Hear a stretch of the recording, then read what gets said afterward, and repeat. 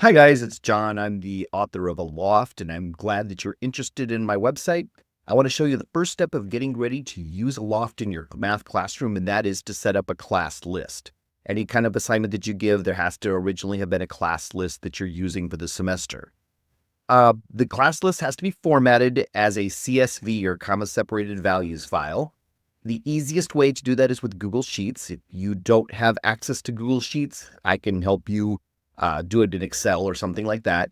But what you're going to do is make a column in Google Sheets where you put your students' names. In this case, I used the names of presidents. Write them as last name, comma, space, first name. So Madison, comma, space, James, or Jefferson, space, Thomas. It could be that the space isn't necessary, but let's try to be consistent about that. And in the second column, put their email addresses.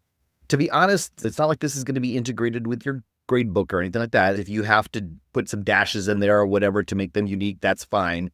If you have any trouble with not being able to get somebody's names in there, by all means, just let me know. Once you have all these names in here, make sure that you have a useful name for this file. In this case, I'm going to pretend that all these former presidents are in trig for the coming semester. All right, when you have that then, again, this Google Sheets makes this very easy to download in a comma-separated values format. You choose File, Download, comma-separated values. And this just creates a little file for you that in Windows downloads to your local downloads folder. On other platforms, I can help you with that.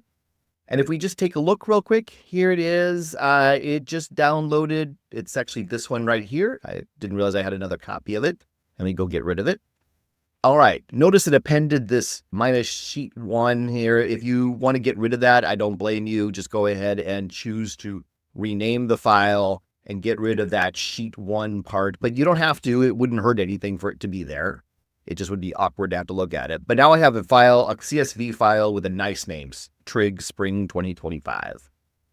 All right, so now if I go back into Stratocumulus, I can look at the tasks page, which again, remember, is kind of your dashboard. We're just going to create a new class list. It tells me at the present time, these are the class lists that I have, and now I'm going to upload a CSV file formatted as described. The instructions are going to be over here as well as a link to this video. All you do is you choose the file that you want. So I'm going to choose that Trig Spring 2025 file and open it up and upload it.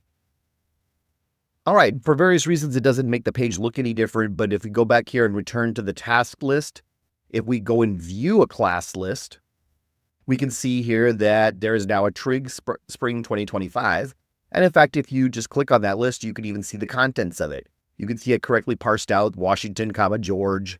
His email address is gwashington@stratocumulus, all the way down to Harrison, comma, William Henry, who's W. Harrison, whatever. This is actually another test I have to check for the quality of the error checking and things like that. Notice it also does this thing I call safe IDs, where it checks to make sure that they all have unique initials. And if they don't, like in the case of James Madison and James Monroe, one becomes JM1 and one becomes JM2. The people who are clever students of history might notice that I did skip John Quincy Adams when I made this list here. If you have two students with that similar of names as John Adams and John Quincy Adams in the same class, you may trigger a bug that I haven't hunted down yet, just because I haven't ever had two students with that similar of names before. It may think that they're the same student. We'd have to figure that out. All right, that's all there is to it. If for some reason it didn't work and you didn't parse this correctly, you could always let me know. You certainly are always able also, if I go back here to the task list, to just delete or erase an old class list, where if something had gone wrong, you could just go in here and erase the Trig class list that we just created and upload it again. You can also update it rather than erase it and then create it again. Either way will be fine. All right, please let me know if you have any questions about getting this to work, because I know that it's a little bit clumsy, and I'm glad that you're interested in my website.